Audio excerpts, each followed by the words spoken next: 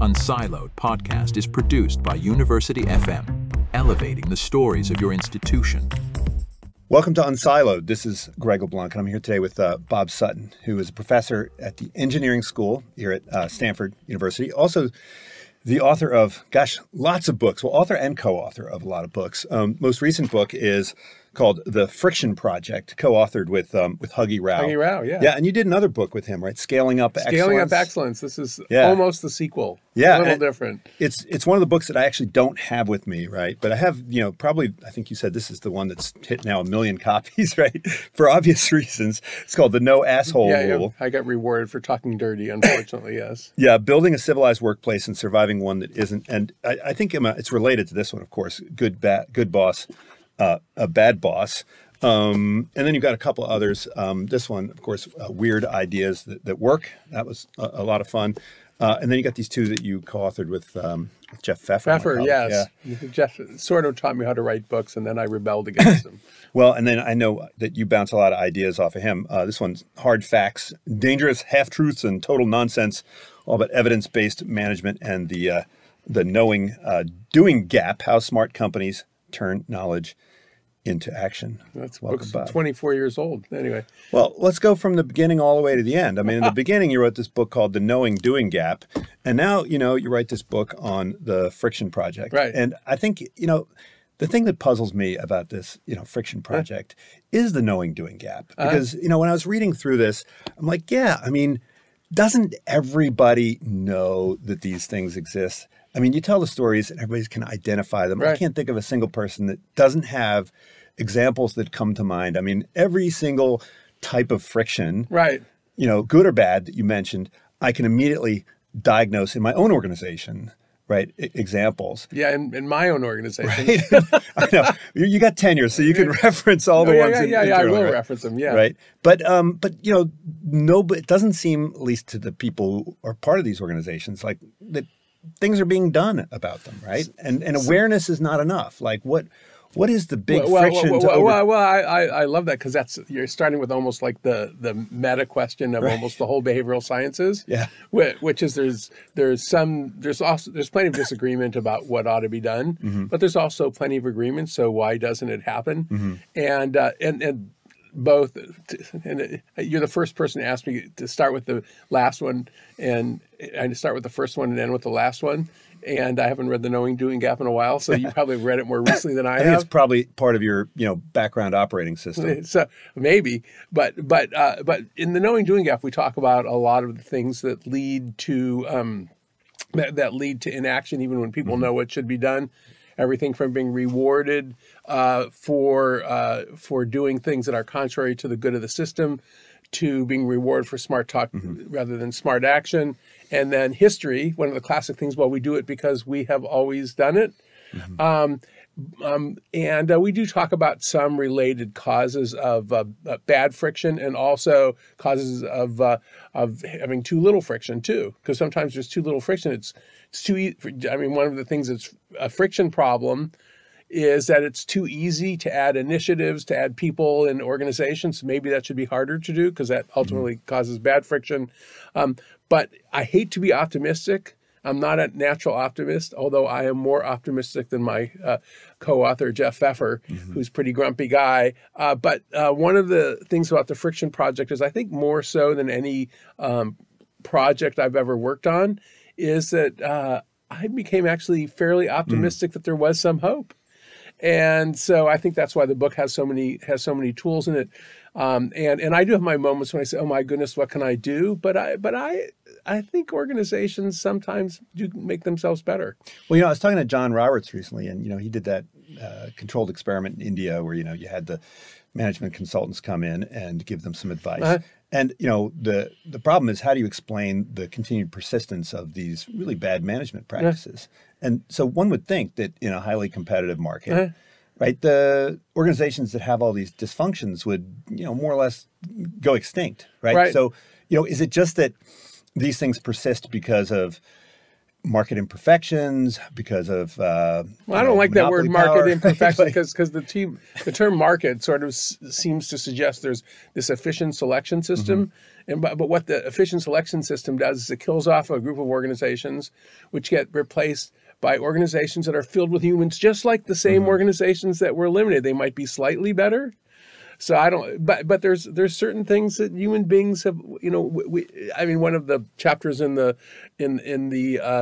Friction Project is about subtraction. Well, one of the problems that we have, and also one of the reasons that we seem to have survived as a species, is we as human beings have a natural tendency to add stuff, to hoard stuff almost, like food for the winter, blah, blah, blah.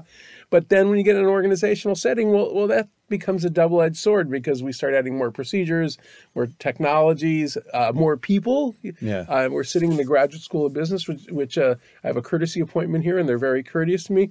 But my God, they have so many administrators. It's just staggering.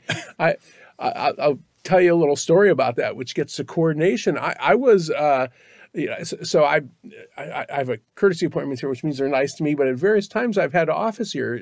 So at one point I had an office in the business school for 5 years. So I deal with the technology stuff, and it was a great deal because I didn't have to do anything. I just had an office.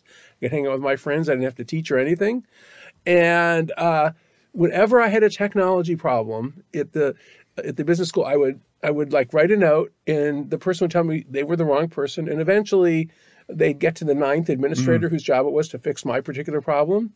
In my little department, management, science, and engineering, we had and have only one tech person. So he can't say it's somebody else's problem. He just has to fix it, and he figures out a way to fix it. So that's the classic, the problem with sort of addition. But to go back to the optimism, I in the course of the Friction Project in particular, we ran into all sorts of organizations that got rid of bad friction and also even use good friction to get rid of bad friction. So I'm weirdly optimistic. I might be more optimistic than I have been in my career, even though there are some major problems in the world, for example. Well, I mean, do you think that there ought to be some kind of internal auditing process? I've always thought that, there ought to be someone whose job it is to be like, I mean, there's an addition, I'm adding something, but to have someone who's like the chief efficiency officer, chief process officer. I forget who I was talking to, but organizational design is so important. But when you look at all the various C roles, like who's in charge of it? Nobody's in charge. Well, so, I mean that's an interesting point. Some organizations do have, like Hootsuite had a czar of bad systems who actually did make some improvements, and then believe me, every major consulting firm is willing to and more than happy to come in and to do. If you tell them you want an audit to get, they will do it for you. But my perspective in the sort of like the language we use in the book is that all good leaders and also people throughout organizations, they're friction fixers. They see themselves as trustees of others' time, and they're also and that includes being an organizational designer. And I think that let's start with I don't like the idea of it having it being somebody else's problem. I think that the best leaders are friction fixers, and that's how they act. And one of the people we celebrate in the book, Satya Nadella at Microsoft. I mean, he really sees himself as an organizational designer, and one reason that at least Microsoft has been one of my main clients through the pandemic. One of the reasons I think things have gotten better at Microsoft, which by the way in the engineering school nobody can still quite believe, because I find it hard to believe too. I mean, it used to be that HP was the employer of choice. Then it was Facebook. Then it was Google. Then it was Facebook. You just go whatever the latest darling is. And how we got back to Microsoft is the most bewildering thing. People in computer science are confused, but they want to work there. And a lot of the changes, I mean, certainly there's been strategic changes around AI and stuff most recently, but Satya made fundamental changes in a culture, the Steve Ballmer culture, which the way he got ahead was stabbing people in the back or in the front. It's just as fine too. It was I win, you lose culture. Everybody was your enemy, and you stomped on them on the way to the top. And Satya changed the reward system, changed the language. He actually, they won't talk about this much publicly, but they got rid of a lot of people. A lot of assholes. And assholes that were amazing. And, I'll tell you, 2014, right after we finished Scaling Up Excellence, I gave a talk. It was the operating systems group. And so I'm talking to this engineer, and he shows me the Microsoft phone. And he said, oh, this thing, it might not have been so bad, but it was a real failure. And he said, one of the reasons that it failed was that there was just so much dysfunctional internal competition. And us in the operating systems group, for example, wouldn't help them very much. And I said, well, what about Apple? And he said, oh, well, we didn't hate Apple. We just hated the people in the other group because that's how we're at Microsoft. We hate each other more than the outside. And in that culture, the one Microsoft, the definition of a superstar has changed at Apple. I mean, at Microsoft, from people who help others get ahead rather than people who treat their coworkers as enemies. And I think that, to go back to the CEO as organizational designer, Satya has made a whole bunch of changes. You use the term organizational operating system in the organization's operating system, and everybody gets it. There's been a lot of turnover too, but there's also been a lot of change in people at Microsoft who've been there 25, 30 years who've changed their behavior because you don't get ahead by openly sort of treating other people as enemies. And to me, and this is our chapter on dealing with coordination problems and weaving things together, is that's almost like table stakes. If we view one another as enemy, it's really hard for us to cooperate and help the other person succeed. I mean, there's other problems that need to be fixed, including siloism, given the name of this adventure that you're involved in, which is an important problem, and that we do talk about tackling. But if you view people as your competition when they should be your friends, then you're in trouble. Yeah, I mean, I particularly like that whole chapter about how you can facilitate coordination across different domains. And you talked about the cancer tax. And right. I was just talking about that. And I have someone I know who had cancer at Stanford Medical. And they would have appointments at 9 a.m. and another appointment at 5 p.m. And they'd have to sit around for 8 hours in the hospital and stuff like that. And one of the proposals that you talk about is understanding exactly the value of time. Right. So time and effort. But I remember I was at a meeting with the staff and the administration at back at Berkeley, and one of the things I proposed, I said, does everybody know the value of everybody's time? Right? What's the dean's time's worth? What's the assistant dean's time's worth? What's the professor time worth? What's student time worth? And I remember getting this empty stare, like we don't think about that stuff, right? And as far as I know, nobody thinks about that stuff. And so I went to Cal. I'm a loyal Cal grad. I actually, the big football game, that we just had, the big game, I still root for Cal. I was there for 3 or 4 years, and I've been here 40 years. But so I'm very loyal to Cal. And I also married the dean's daughter. His signature's in my diploma. He became the provost. His name, Rod Park, the late Rod Park. And Rod was he was a very tough-minded kind of guy. And he used to always say that the more senior a faculty gets and the closer he or she is to death, the less value they place on time. They act like there's absolutely unlimited time. And he said it's one of those things, in some ways, he never really quite understood in a university setting, is that the people have more time. They act like, young, they used to say, young man or young woman in a hurry. And as us old farts get older and older, we just act like there's unlimited amounts of time.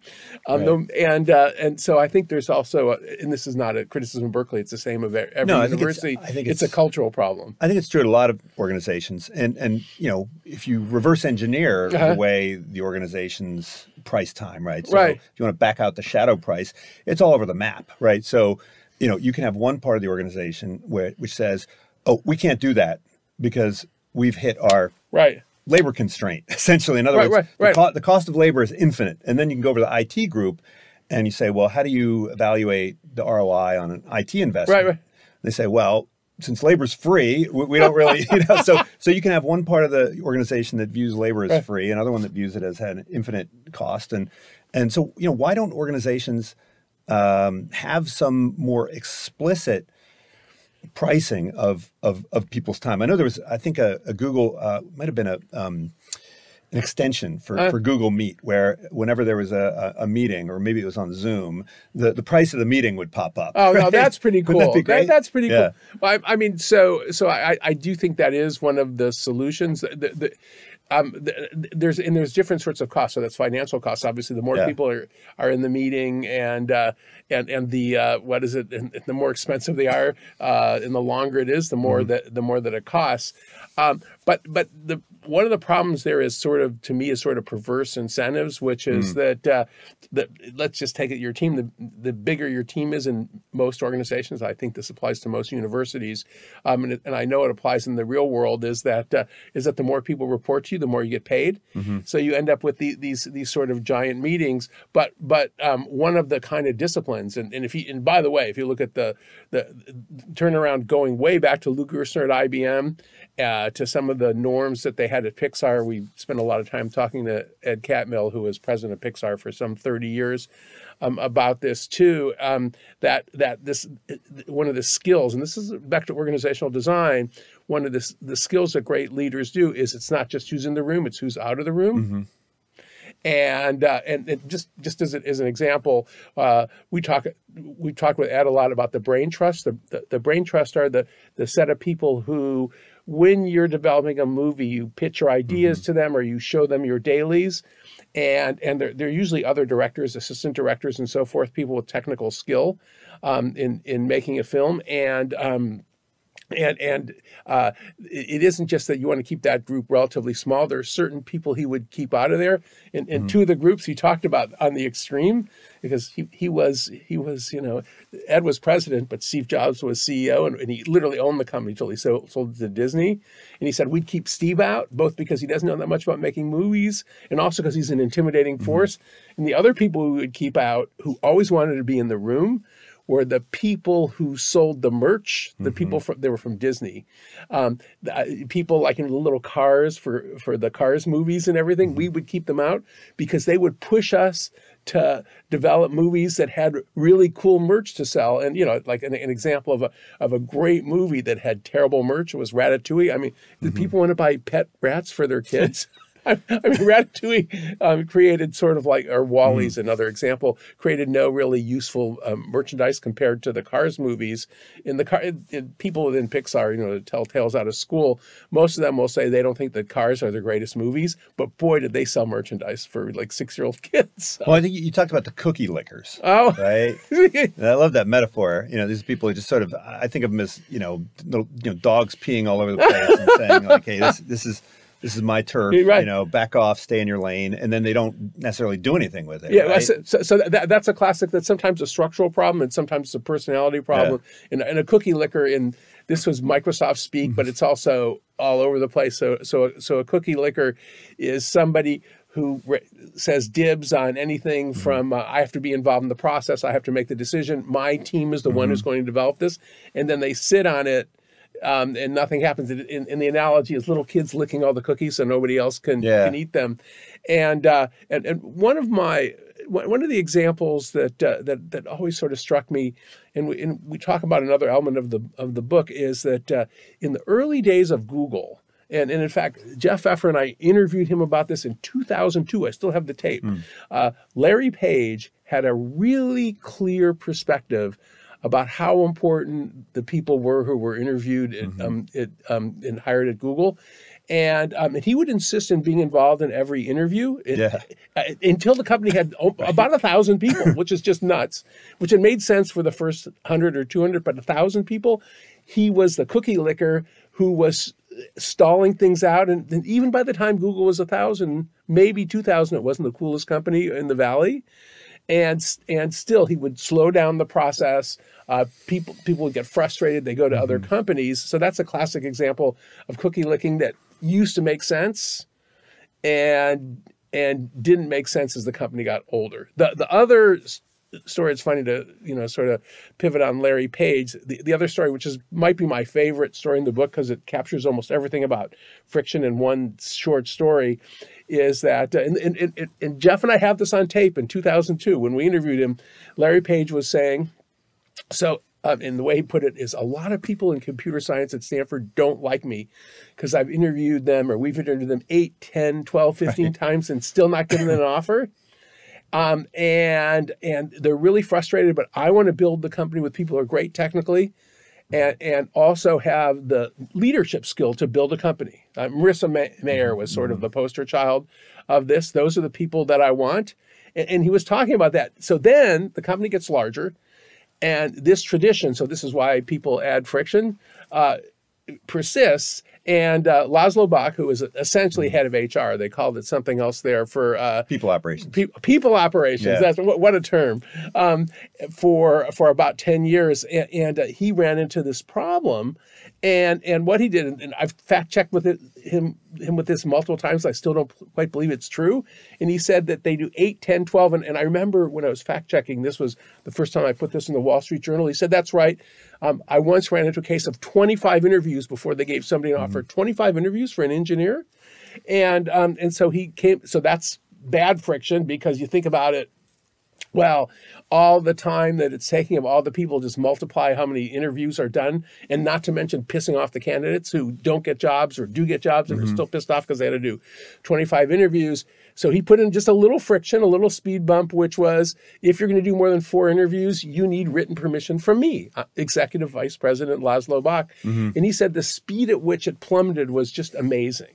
And that to me, if I wanted to tell one story about good and bad friction in the whole book, that might be it, because it shows that friction is both good and bad. Yeah, I remember I talked to a bunch of people at Google. I think it was probably a little bit after that, and they said that for a lot of the decisions, it used to be that everybody who was involved had to give some kind of affirmative assent. Yeah. And then they then made a simple switch, which was, unless somebody makes an affirmative dissent, then the proposal would go through.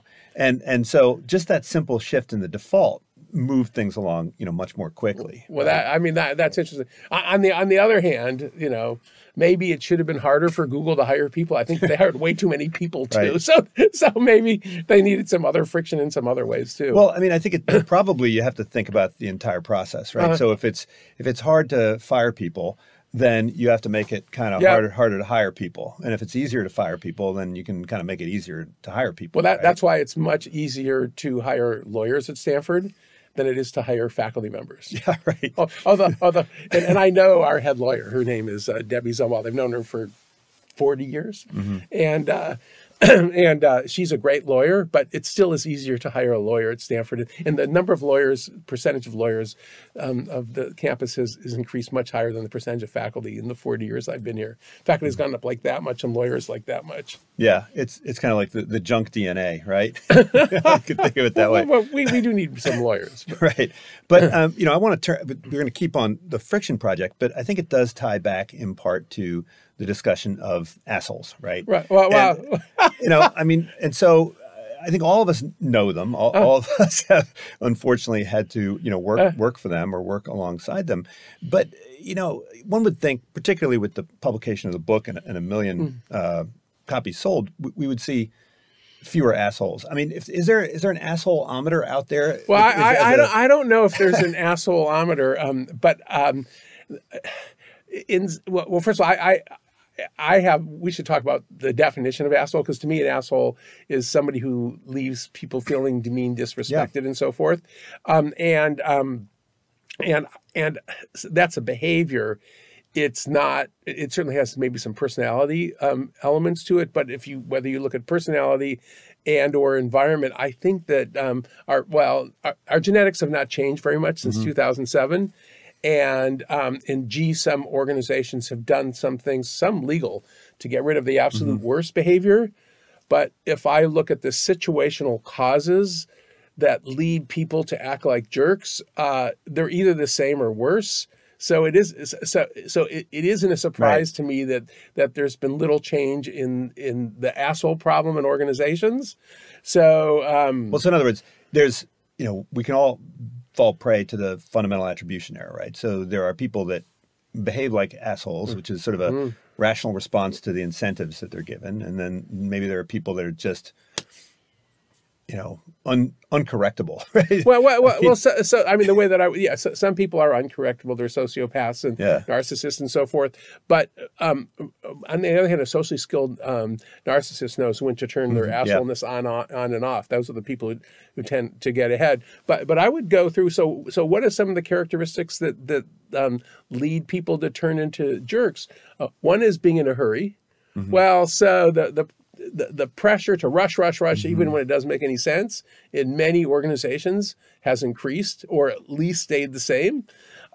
Another one is sleep deprivation. I mean, if people are exhausted, they're tired. So it's not like those things. It's not like those things have gone away. And then the other thing that happens, and the other problem with assholeness, is, and these are all things that can be produced in the lab easily, is that it's very contagious. Negative behaviors are more contagious than positive behaviors. And so all those things there. Oh, and gee, by the way, when there's power differences in organizations, when people are powerful or objectively powerful or feel powerful, they focus more on their own needs. They focus less on the needs of others, and they act like the rules don't apply to them. And all you got to do there's lots of studies that when they make people the boss, they start, including by Deb Grunfeld here at the Stanford Business School. And Dr. Keltner at Berkeley is another person who's done a lot of research on this. But all you got to do is look at some really cool studies by Dr. Keltner's students with the cars at Berkeley. And essentially, this is like at a four-way intersection. The more expensive the car, the less likely the car is to stop for pedestrians and other motorists who have the right of way, because you feel powerful. The rules don't apply to me, and so all those factors are still present or stronger. So even though my friend Jeff Pfeffer, he says the same thing you do, although much less politely, that so Bob, are things getting better since the no asshole rule? I would say they're the same or worse, and. But it's because organizations are organizations, and humans are humans. But there's a difference between dominance or alpha status and an asshole, right? Yeah. We both. I mean, we were talking before the podcast about some of the leaders that we admire, and I don't think you would say that those folks are not dominant or not alpha, right? So we're not like the primates, right? Entirely. To me, it's like a risk that comes with power. It's not guaranteed, but it is a risk that people in power do tend to act like the rules don't apply to them. And another thing that happens to people in power is, and we talk about this in the Friction Project, is that essentially when you're in power, especially in larger complex organizations, you end up in this situations where we call it an absence of inconvenience that everybody else has to sort of suffer from. Like you don't have any trouble finding a parking space. You have a private parking space. You have a private elevator. I had no idea that GM was still doing this. I remember in 1992 in business school, I read a book about this, right? About how all the General Motors executives got new cars every 6 months. And it was, I couldn't believe it. Then I thought that Ross Perot came in and said, "Hey, no more of that," and then to find out that they were still doing it like 30 years later. I fact checked. I found a GM executive who I knew pretty well who left about 3 or 4 years ago, and at least as of 3 years ago, and this is not just senior executives, it's down to sort of middle management level that essentially. I think it's something like senior executives get a new car every 3 months and more junior folks get one every 6 months. Oh, they keep changing the program slightly. But the main thing is you don't have to deal with trading it in. You don't deal with haggling with it. You sort of pick your car. They bring you your car. And then in large facilities, there's gas and maintenance. So you don't have to deal with that part. Like as of 3 years ago, there was still free gas. A free gas, isn't it? So why would you care about gas mileage if you don't have to pay for pumping at the pump? And that's literally this phrase, absence of inconvenience. They're protected from it. And I'm not a fan of Elon Musk's, but my understanding is that if you work for Tesla, there's no discount. There's nothing easier. You have to kind of do the same thing as everybody else, which I think I think that's good organizational design, basically. Well, you talked about how you found out there's a VIP phone number for people who want to quit Comcast. And I was like, first of all, I want to get that number. But I had a similar experience with Business Week. I had accidentally subscribed twice, and they were billing me once through Apple and once through Facebook, and I realized that I'd been paying twice for 2 years. After spending hours and hours trying to talk to somebody through online, I went to the head of digital marketing on LinkedIn. I said, hey, this is crazy. And boom, those charges were reversed almost immediately, right? And so it might be easy for me to just move on and say, this is great, but I find it important to point this out because most people don't have that option. Yeah, the experience with Comcast was I was having terrible service problem, and I eventually complained on Twitter, now X. And there's a board member I know, I met in a McKinsey meeting. So unfortunately, this is like white privilege and all that sort of stuff. And magically, somebody contacted me, and I got this number where I would call them. They'd answer on one ring, and then the immediate problem I had was solved. And I have a son who lives in San Francisco, and he needed like a new router. And I called them up, and they went to his house. They did a house call. They didn't charge him for him. They didn't charge him for the new equipment like they're supposed to. It was beautiful. And the comparison we use to move towards optimism is that in the book, I talk about how, a personal story, how I went to the DMV and I was expecting, the California Department of Motor Vehicles, I was expecting to be terrible. And I got there at 7:30, and I had my day blocked out till 10 o'clock to do what I thought was a relatively complicated title change transaction. At 7:45, a guy walked up and down the line and asked all 50 of us what we were there for, if we needed, and he gave us the form if we needed. He told some people, like a woman in front of me was there to get a passport. They don't do passports. So he said, I'm really sorry, this is the wrong agency. And he told her what agency to go to. And I was out of there by 8:20, and I couldn't, and I went to like 6 different windows. I couldn't believe it. So I was talking about this to a group of executives recently, and a guy who works for California got in touch with me. He said, this is part of a whole systematic effort through technology, through culture, through redesign of line systems. They're timing people. You talk about the time value of money. They're timing people. They're trying to get the DMV employees to be more civilized to us and to one another. And so Huggy and I we're trying to figure out how to do a case study. In fact, on Friday, we're talking to the head of the DMV about like, why are things going so great? And to me, that's an example. People talk about government that it can't change, it's civil servants, blah, blah, blah. These people are really determined to improve the quality of the Department of Motor Vehicles. And from what I can tell, things seem to be getting better for citizens. Yeah, well, so part of that is awareness. And all of us have been in situations where you are a customer or an employee and you see a potential improvement, process improvement. And I think a lot of times the problem is, how do you communicate that idea to someone who can actually do something about it, right? And the mystery is then, why aren't the people who are in a position to do something about it soliciting that sort of feedback, right? Because if one observes it, first of all, you have to figure out who's in charge. And then second of all, you have to presume that they're interested. And oftentimes they're not interested because they're busy and they're being bombarded. So why is it that organizations don't have a more systematic way of soliciting potential so, I hate to be optimistic, but there are some examples that it isn't just suggestive systems. I mean, one example from healthcare, which, healthcare is so messed up, but one example from healthcare that we talk about in the book was this Hawaii Pacific, which is the biggest healthcare system in Hawaii. There's a woman there, Dr. Melinda Ashton, and she got frustrated because electronic health records, we all know, you go to electronic health records, they look at the screen rather than they look at us. And there's all these studies that show that residents spend something like 60% of their time looking at the screen and 30% of their time looking at patients, things like that. Well, I mean, this is a job for Fred Taylor, right? Fred Taylor did this stuff 100 years ago, right? I think it is exactly Taylorism, but this is Taylorism with suggestion systems. So she had this get rid of stupid stuff effort, and she got like 200 suggestions about the first time, implemented about 88 of them, and they were little things, but they saved people lots of times. And yes, you're right, it's Taylorism with a little bit of employee participation. So yeah, exactly. But and then we also have an example of AstraZeneca, where they did actually an international movement, both top down and bottom up, to give employees back time.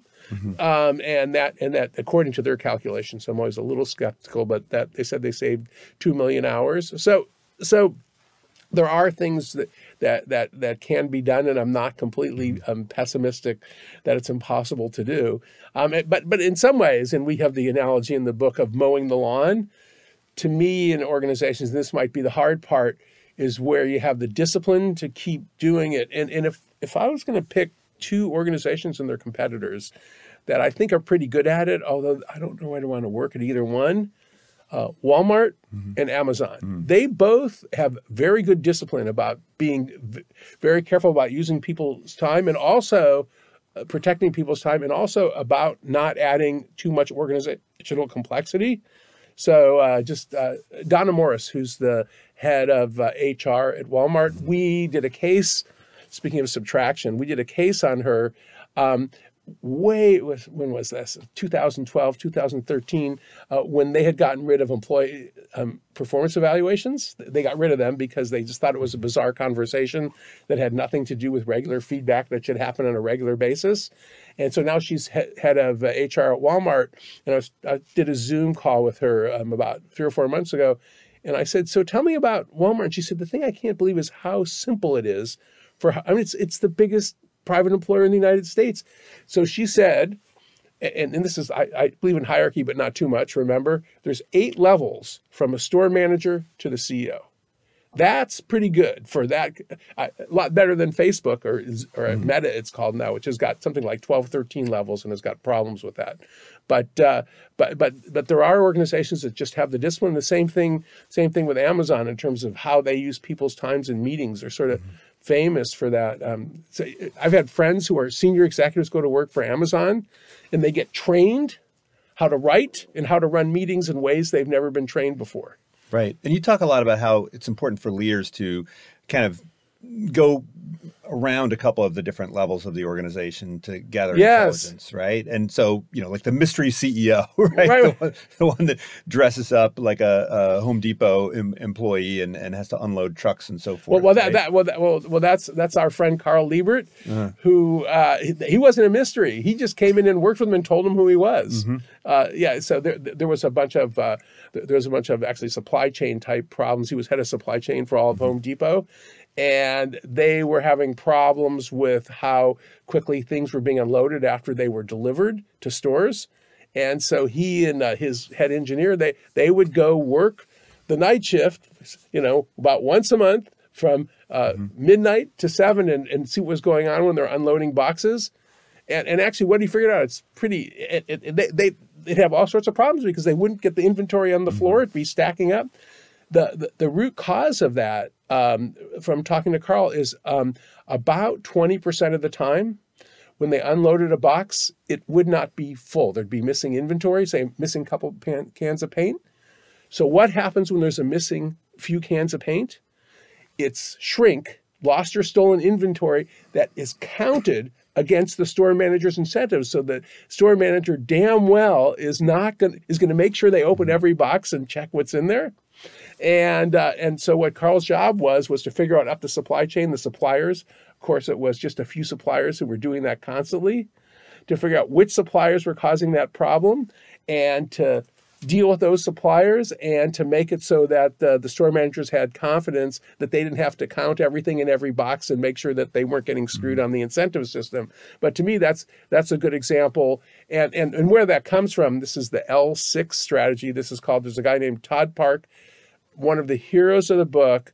Todd Park, with his brother Ed, started a company called Athena Health, software company they sold for a fortune. Then he was involved in working for the Obama administration. He was the CTO of the Obama administration and actually led an effort to fix Obamacare. And he figured out that if you talk to the top executives, that they actually didn't know what the problem was, and he had to go down 6 levels to the people who actually made the software, and he figured out 2 things. 1, they knew what the problem was, but 2, they weren't talking to each other, and nobody knew how the whole system fit together. So he started working on weaving things together at the L6 level. But yes, that's one of those stories, is you kind of got to go down to where the people actually know how the work is done. And then you've got to get enough trust and psychological safety from them, because if they're afraid of you, they're not going to teach you anything. They're just going to keep you in the dark and say, yes, sir, yes, ma'am. And then behind your back and say, oh, let's just wait for that asshole to go away, and we're not going to tell him anything. Well, I mean, this sort of blind spot of leaders not understanding what's happening a couple layers down. I mean, that also applies to identifying assholes in the organization. Oh yeah. So, how is it that assholes can sort of hijack the immune system of the organization? I mean, you talk about the kiss up, kick down. Oh yeah, the classic. Folks, right? Because I mean, to me, it's we know about the harmful consequences. We know how it can degrade performance. Not always, but. Well, I mean, it is complicated because many of those behaviors are also behaviors that are rewarded in different environments. I'll actually tell you. What's the name of the faculty member here who worked for with the NFL a lot? Oh God, how can I forget his name? The sports guy. I'll think of his name in a second. Anyhow, so we used to have an executive program here where the National Football League would bring in folks to develop them as executives. Right. Well, Hinkey's in basketball. But this is another guy. This is a faculty member. And anyhow, so I'm teaching the no asshole rules to a group of folks, most of whom were recently retired NFL players. And I tried to explain the no asshole rule. They were so confused because I mean, it's all about aggression and knocking the person down. And you don't do that to your team, but there was a lot of confusion about, aren't you going to sort of tamp down aggressiveness? So that was part of it. But to me, there's a whole bunch of confounds here. One confound is, yes, the kiss up, kick down people, that the people who get ahead often are very skilled at sort of hiding it from the boss who can see it.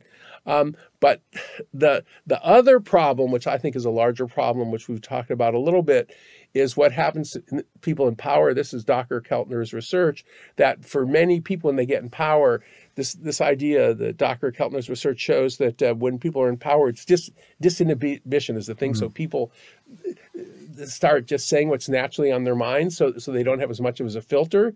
And the people who are naturally nasty are going to act that way. And as we said, this doesn't happen to all leaders. So there's also the effect of having people in power that they can turn into jerks when just because of the disinhibition that comes with it. And then there's the problem that there are some occupations, and I talked about football players, also lawyers, is that, you look at the effective defense attorneys, some of them can be pretty nasty.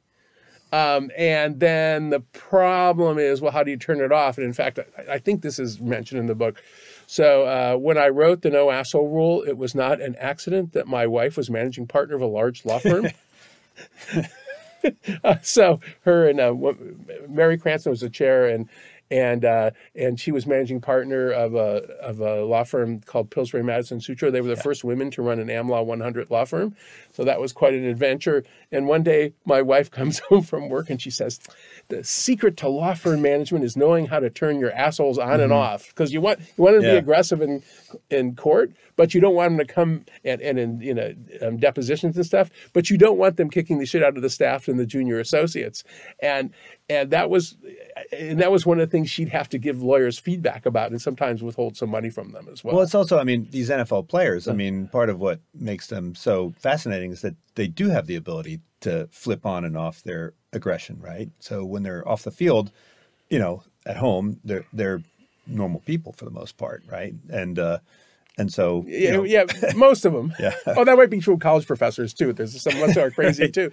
But that's right. In class, and as soon as class is over, it's like, hey, cold calling stops and the kindness begins. That's right. Right. But let's talk about what assholes are not. I mean, I was talking to Amy Edmondson, and she's fabulous. And she's, I think, a little confused by how her term psychological safety has come to almost mean the opposite. Right. So to her, psychological safety, she keeps saying it's not the power of nice. It's not the power of nice. Right. And so I think that for some people, they find the complainer or the the person who's pointing out problems or challenging arguments or questioning the status quo, let's say, that person is an asshole. Right. And anybody who criticizes me is an asshole, right? And so this is why I think that if it's almost like a pretty good indicator that when someone quotes your book, they're probably an asshole, right? That's one of my lines, and I believe this even more strongly than when I first wrote the No Asshole Not Rule. that they read your book, but they quote the title. Yeah. Sometimes they just quote the title, but is that in fact I had a great experience where a guy who is described as an asshole in the book, actually an incident with my wife, who she decided not to work for him because she found out after she got the job offer and actually accepted it that she was an asshole, so she withdrew it. He came up to me and he told me how great the book was and how he tried to live by it. And this guy is like identified, he's actually in the book. But to me, one of the key mantras, because of the self-awareness issue, it's really difficult, is that if you're an asshole, you should be fast to label yourself as one and slow to label others. Because and the Amy Edmondson thing is perfect, and I'm a huge fan of Amy. I've known her since she's a graduate student, and we had a shared mentor in J. Richard Hackman, so we're pretty close, and she has this great research on nurses about if she talked about what would be an ideal nurse, be somebody who was a noisier complainer, who was pointing out other people's mistakes, who was talking openly about their mistakes. I mean, people like that, they're a little bit of a pain in the ass maybe, but that's a kind of person who would when the surgeon makes a mistake, I want the nurse to feel safe to tell the doctor that they've made a mistake. And Amy talks about this notion that the ideal nurse is the opposite. They always do what they're told. They never question anybody. They never admit they made a mistake. So this question of what it means in context is important. But to me, somebody who at least I would say is an asshole is somebody who doesn't just do job-related stuff. It's personal. It's done at the wrong time. It's even downright cruel. And back to my earlier point, it's really important. And one of my other sayings is "assholes are us." That the hallmark of people who engage in bullying behavior is people rarely see it and see it in themselves. And you just look at the numbers. It's something like 35% of Americans say they've been bullied or seen bullying in the workplace, and it's something like 0.1% of Americans say they've been a bully in the workplace. It depends on the survey, maybe 0.5%. Right. Now, the other question would be around performance, right? So I think part of what the message in a lot of your books is that organizations have to balance creating a workplace that is humane and performance. And so are these complements, or is there a tension at some level, right? I mean, is there a trade-off? Yeah. Well, so it is interesting that we want to believe, right? We want to believe. I have a different perspective on that, and I get that we do need performance and stuff. That from my perspective, that I don't care whether there's a trade-off or not. I want both. And to me, both are performance, and that's just where I start. And it's funny because my late dissertation advisor Robert L. Kahn is very much the person who talked to me about this, and for me, and maybe this goes back to my perspective. If you're a winner and an asshole, you're still a loser in my book, and and maybe that's a massive oversimplification, but to me, those are both indicators of performance. And I'm not saying, given the choice of a surgeon who's a really nice person and is incompetent at the job, versus somebody who's competent at the job is a nasty person, I'm going to take the person who is who is nasty but is good at their job every time, and so are most people. But when I had the choice of having surgery at the Cleveland Clinic versus Stanford, and I had to fly over to the Cleveland Clinic, in addition to the fact that they had a risk-adjusted mortality rate, it was 2% at Stanford, 1% at Cleveland. I actually met both my surgeons, and my surgeon I was going to have at Stanford, essentially his assistant told me he was an asshole before I got to him, and he might have been very good, but everything about him, he kept me waiting for 2 hours. He was not very nice. And then I met Mark Gillinoff, whose name I will use, who was both competent. There's a lot of signs people at Cleveland Clinic tell me if I needed surgery, I'd go to Mark. But he's like a mensch. He's a good guy, and and that goes back to the different reward systems. So at the time I had surgery at the Cleveland Clinic, Toby Castro was CEO of the Cleveland Clinic. He built kind of the modern Cleveland Clinic. And before that, he ran the group of heart surgeons. And he said, we've always had a philosophy at the Cleveland Clinic that if you are not a good and civilized colleague, it doesn't matter how great a surgeon you are, you aren't going to make it here. And in fact, he said he was worried when they hired Mark Gillinoff, because he was went to Harvard and everything like that, that he would be somebody who was a jerk. But it turns out Mark's actually a pretty good guy. But to me, that's sort of like a cultural difference. And I'm sure the guy at Stanford had done a perfectly good job. But I could just imagine if he made a mistake, back to psychological safety, I don't think any nurse would call him out, or even any resident.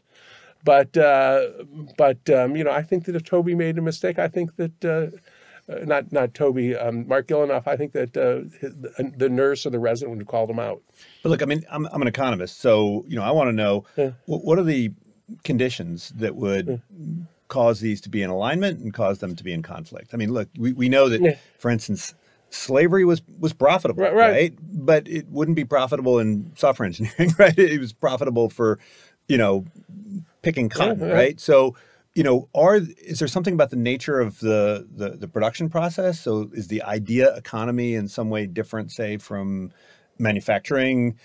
Do we have technologies of administration that are different now? Do we have a more competitive labor market? Is there something that would lead to I don't know, an asshole tax, which is higher now than it might have been in the past? Well, I mean, that might be true. There are asshole. Well, there's just probably more legal risk for at least for the bottom, for the very worst behavior. There might be some more legal risk. I mean, we sign these things saying we're not going to be bullies when we take our sexual harassment training at Stanford and things like that, which does it legalistically. But I would still argue, and I go back to my original point, that I think that's one of the problems that economists have, is that they focus so much on money, that and I think money's important. Don't get me wrong, that it sometimes blinds them to other elements of human performance or human achievement, and to me, that's not. Oh, I'm not talking normatively. I'm talking predictively. In other words, if I were to present you with two companies, would you be able to empirically predict which one has a higher tolerance for assholes? Would you say, okay, it's one that has monopoly power. It's one that has a less competitive labor market. It's one that has, you know, what would be some of the. Well, maybe a more competitive. I would say a more competitive labor market, because you don't want to drive them out. I mean, even during the pandemic, when there was really a labor shortage, right? So when it's hard to recruit, then you have to create an environment. You pretend to be nicer. Certainly, I think that would be part of it. And even like our fast food restaurants in the area have raised wages, and they have better benefits, and so forth. But even let's take, if you want to go this direction, I mean, there's some pretty good evidence when you go across large samples of organizations. In fact, fast food, there's a large scale study that was done of this, that when people had bosses who were bullies, they not only were more likely to quit, they were more likely to actually steal more food.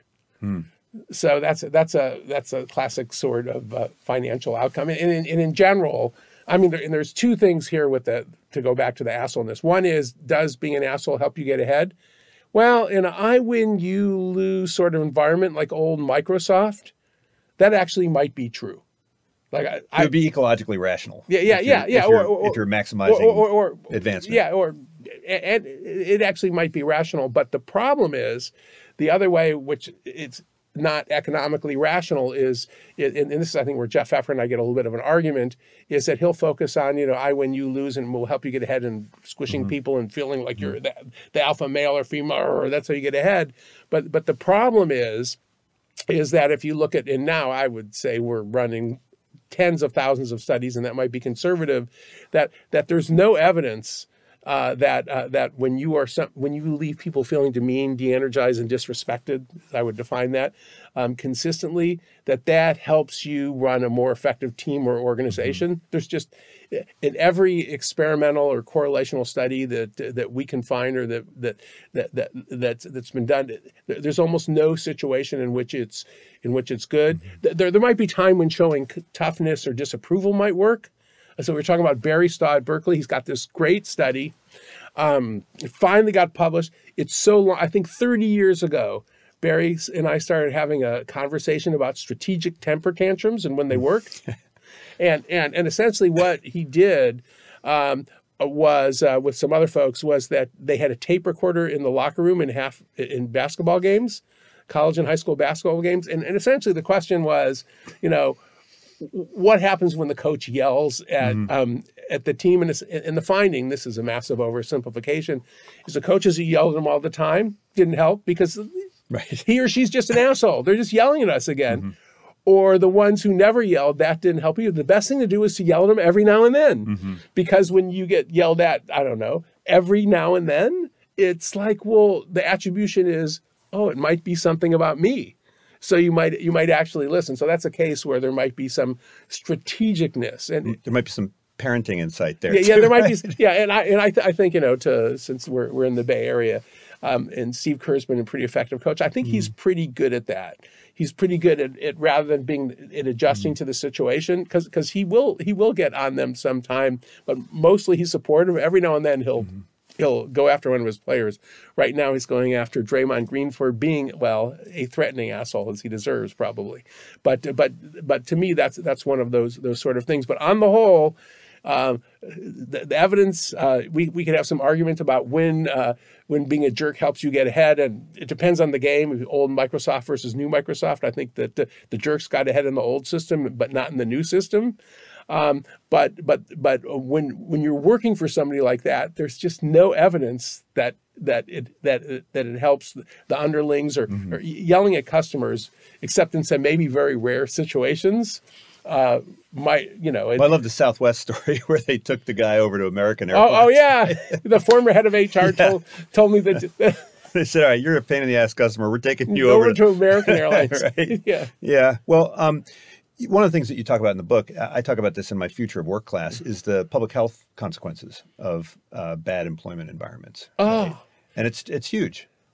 Well, I mean, bad employment environments. General, but yes, when you have a fear-based sort of environment, it's bad. Well, we're getting to psychological safety too. You get bad nursing, you get bad doctors, you get bad dynamics in teams. But you get heart attacks, you get strokes, you get early death, right? Yeah. So having an asshole boss is not good for your physical health. I mean, the other thing, sort of back to the friction book, since you're talking about the future of work. And this is our coordination chapter about coordination neglect, is that when I think of the U.S. healthcare system, and I'm not an economist, but some of my best friends are economists, and it's sort of a story of friction and fragmentation. So you got your silos you're talking about, and you've got it for incentives, complexity. I mean, you just sort of go down the list. Well, specialization. Where just the ability to communicate and coordinate is just impossible because in so many systems, because it's broken. And as we were discussing, so much of that weight falls on patients. It's just crazy. Yeah, I'll be teaching in the Stanford Medical School starting next year, so it's gonna be really fun. Yeah, and in that chapter, you also kind of said maybe we need more generalists. Right. Maybe in some systems, we maybe give too much. We need at least enough. So it's frequency dependent, right? You can have too many generalists. Right. I like that idea about generalists versus specialists. And I'm not a believer in even this thing like McKinsey used to talk about T-shaped people, that you have the person who has both all the interpersonal skills and the broad thing and is deep in one thing. I actually believe in T-shaped teams or organizations. Like everybody doesn't have to be a specialist. You just need a generalist. You just need enough generalists to glue the thing together. And actually, great specialists are absolutely fabulous as long as there's somebody there who understands how the system fits together. So I'm not like completely opposed to specialists who don't care about anybody else. I just want them to be in a system that glues their behavior together. And you also said that the optimal number of assholes isn't zero. Yeah, I'm not. Well, it is interesting because as long as they're not the boss, right? As long as they're kind of. Well, I said that in that book, but in the sort of sequel to that, the Asshole Survival Guide, I sort of backed off that. In fact, people used to write me a note because I had this argument that maybe the optimal number of assholes was one sort of low status asshole to show you how not to behave. That you, and maybe that's and I think this is an empirical question which is not resolved. Well, you use that study about if there's. And this contradicts the kind of broken windows hypothesis. The idea was that if there's just one guy who's littering or something, then everybody can sort of use that person as a test case, somebody that they can criticize or rally around, right? Yeah. So people are less likely to litter into a setting that has one piece of litter than none at all. But once you get to sort of 5 or 6, then they say, oh, the norm is I can just throw my stuff here. So that's that. But having thought about that, maybe that's still true. But the other literature which came out since 2007 when I wrote that book is the literature about how contagious nasty behavior is. Makes me worry that just even having one might be dangerous. But one that I really do feel clearly about is that if you have a situation where where the people are assholes or the people get ahead, that's where you've got a problem because you're sending a signal that that's how to behave. Yeah, but oftentimes the leader doesn't know that they're assholes. So I guess the final question I have for you is, as a leader, as a CEO or leader of a team, how do you build a system of awareness, right? How do you create an assholeometer or a frictionometer? Like, how do you, wouldn't it be great to have a dashboard that says, okay, here are the bottlenecks, here are the pain points, here are the places where things are too easy, here are the places where things are too hard, here's where we have, the asshole coordinates, right? Right. This is how do they set up some kind of intelligence? Well, I think, first of all, we haven't talked much about AI, but one thing that you actually could do, since there's people here at Stanford and CS and the business school who do research where they do textual analysis, and you could just even analyze emails, and you could unless they only communicate face to face. A lot of harassers. Only face to face, yeah. And now you can even analyze our Zoom transcripts. I suspect that you can even get that Big Brother. So I'm not advocating that, but to me, some of the other more standard indicators, which might not just be assholeness. Well, if you're getting more turnover, if you're getting a situation where there's more unlawful behavior, where things are under the surface and then they blow up. That to me is a really good sign. Where there's silence followed by rage, that would be a sign. But I would almost always start with I think turnover is a really good indicator. And one thing that I'd put in a good word for, which a lot of organizational theorists, and this gets down to the L6 thing we were talking about, a lot of organizational theorists are not so sure about, especially managers. I just took my sexual harassment training at Stanford over the weekend, and they were telling me how bad gossip is. Well, gossip actually has a function in an organization, and the function is that it brings out information that is not captured by formal systems, and being in touch as a leader with the gossipers, scuttlebutt is scuttlebutt. And so one of the CEOs I know, what she said that she used to always do, to somebody who did very well getting ahead in situations where women didn't always get ahead, is she would try to make friends with the people who were known gossips and complainers. And she said for 2 reasons. One, they tend to give you the negative information first.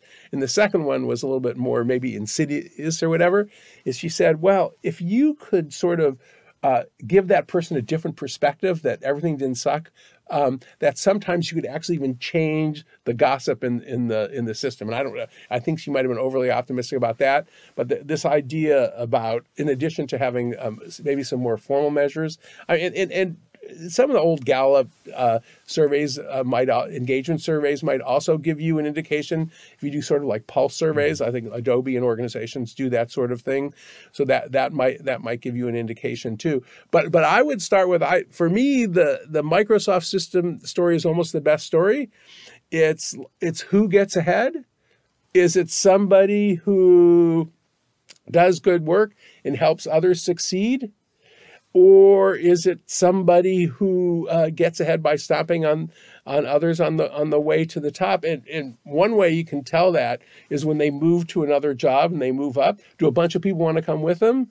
Or is everybody just relieved that they're gone? Yeah. Well, look, there's so much more we could talk about, including the role of stories. I think that was a fascinating we told plenty of stories. Yeah, right. And this method. And I lied. I have one more question.